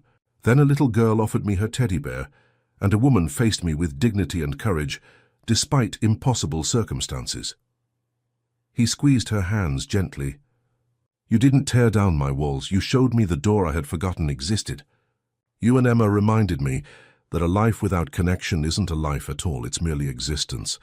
I promise to honor the trust you've placed in me, to be a partner worthy of your strength, and to be the father Emma deserves. My heart, my home, my life, they're yours now and always. Sarah blinked back tears as she began her own vows. Alexander, when you first knocked on our door, I saw only the landlord coming to evict us. I had no idea I was meeting the man who would change our lives in ways I couldn't imagine. You saw us, really saw us, when others looked past. You recognized our dignity when others saw only our circumstances. Her voice grew stronger as she continued.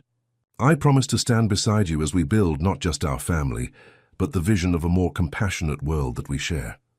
I promise to remind you of your own goodness on the days you might forget it. And I promise that Emma and I will fill your life with so much love that the empty spaces will echo with laughter instead of silence. When the time came for rings, Emma proudly presented each one, her face solemn with the importance of her role. As Alexander slipped the wedding band onto Sarah's finger, he spoke the traditional words with profound meaning. With this ring, I thee wed. Sarah repeated the gesture and the words, the simple gold band gleaming against Alexander's skin, a visible symbol of the connection that had transformed both their lives. And now, the judge said, smiling broadly, by the authority vested in me by the Commonwealth of Massachusetts, I pronounce you husband and wife. You may kiss the bride. As Alexander and Sarah shared their first kiss as a married couple, Emma clapped her hands in delight, then tugged at Alexander's suit jacket. Laughing, he lifted her into his arms, including her in their embrace as applause erupted from the gathered guests. We're officially a family now, Emma announced to everyone within earshot as they made their way back down the aisle. Teddy says it's about time. The reception was held in a tent erected at the edge of the garden, its transparent panels allowing views of the lagoon while protecting against the spring breeze. Inside, tables adorned with wildflowers and candles created an atmosphere of natural elegance. At the center of the main table sat a small, framed photograph of Catherine and James, a touchstone of remembrance amid the celebration of new beginnings.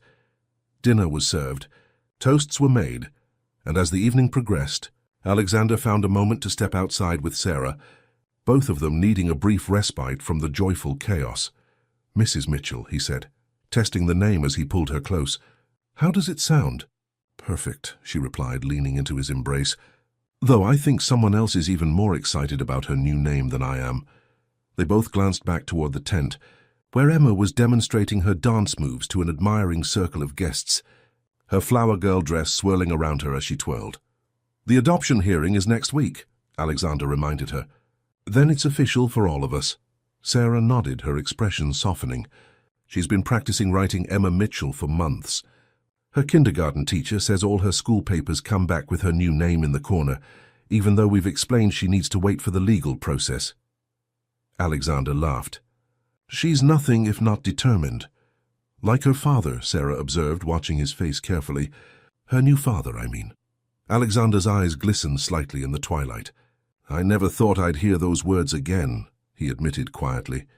After James. I couldn't imagine being anyone's father ever again. You've been her father in every way that matters since that day at the picnic, Sarah said, reaching up to touch his face. The adoption just makes official what's already true in her heart.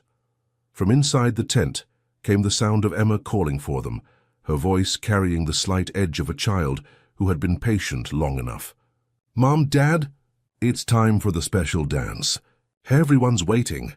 Dad.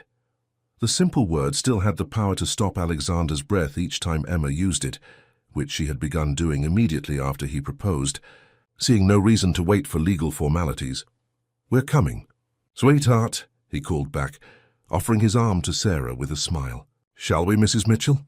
Our daughter awaits. Inside, the band began playing the song they had chosen for their first dance as a family, not just Alexander and Sarah as newlyweds, but Emma too, the three of them moving together in a circle that symbolized their unity. As Alexander lifted Emma into his arms, her small hands resting on his and Sarah's shoulders, he felt a sense of completion that transcended anything he had known before. Later that night, after Emma had fallen asleep in a suite at the Four Seasons, where they would spend the night before leaving for a brief honeymoon, with Emma joining them. Of course, they wouldn't have it any other way. Alexander and Sarah stood at the window overlooking Boston Harbor. I never thanked you properly, Alexander said suddenly, his arms wrapped around Sarah from behind as they watched the moonlight play across the water. For what? She asked, leaning back against his chest. For the teddy bear, he replied simply. The one Emma offered me that first day. It seems like such a small thing, but it changed everything." Sarah turned in his arms to face him. "She knew before either of us," she said softly. "Children have a way of seeing through all our careful defenses." "She did," Alexander agreed. From that first moment, she saw not the businessman or the landlord, but the man underneath who had forgotten how to live. He brushed a strand of hair from Sarah's face. "And you saw him too, even when I was trying my hardest to hide him." "I love that man," Sarah whispered, rising on tiptoe to kiss him gently. "The businessman, the landlord, the philanthropist, they're all part of you. But the man who sits on the floor to play board games with Emma, who reads her stories with all the character voices, who holds me when the world feels too heavy, that's the man I married today." Alexander held her close, marveling at the journey that had brought them to this moment, from that first knock on apartment 2B to this harbor view. Sweet from the threat of eviction to the promise of forever, it seemed both impossible and inevitable, a story too perfect to be anything but true. "Tomorrow we start our honeymoon," he murmured against her hair. "And when we come back, we move into our new home. Not my mansion or your apartment, but our house, the one we chose together." The house in question was a brownstone in Back Bay, large enough for comfort, but modest enough to feel like a true home rather than a showplace. Emma had already claimed the room with the window seat for her library, announcing that Teddy Bear needed proper shelves for his book collection. "And the foundation headquarters opens next month," Sarah added, excitement evident in her voice despite her fatigue. "The first families move into the transitional housing wing in 6 weeks." The Mitchell Foundation campus represented everything they had built together, not just as a couple, but as partners in a vision for what housing security could mean in Boston and beyond. The renovated warehouse in a once struggling neighborhood now housed not only the foundation offices, but also 20 apartment units for families transitioning from homelessness, along with childcare facilities, job training resources, and financial counseling services. "We've come so far in 9 months," Alexander reflected. "Sometimes I can hardly believe it."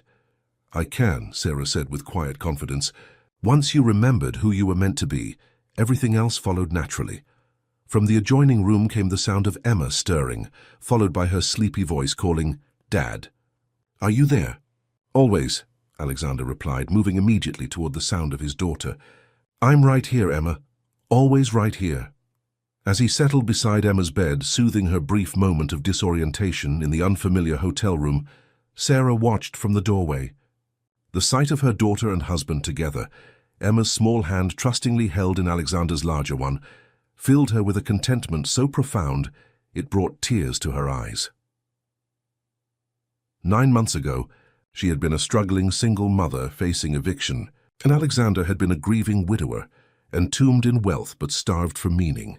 Their collision, precipitated by 3 months of overdue rent and a well-loved teddy bear, had created not just a family but a ripple of change that would touch hundreds of lives through the foundation. They had built together. "Everything okay?" Alexander asked softly as he rejoined her after Emma had fallen back asleep. Sarah nodded, leaning into his embrace. "Everything is perfect," she whispered. "Absolutely perfect." And as they stood together in the moonlight, Sarah and Alexander Mitchell, along with their daughter sleeping peacefully in the next room, embodied the truth that sometimes the greatest fortunes have nothing to do with wealth at all, but rather with the courage to open one's heart to love again. After all, as Emma had reminded them in her own way, the most valuable possessions aren't measured in dollars or deeds, but in the treasures of the heart, like a well-loved teddy bear, offered freely to save a home, and in doing so saving a soul as well.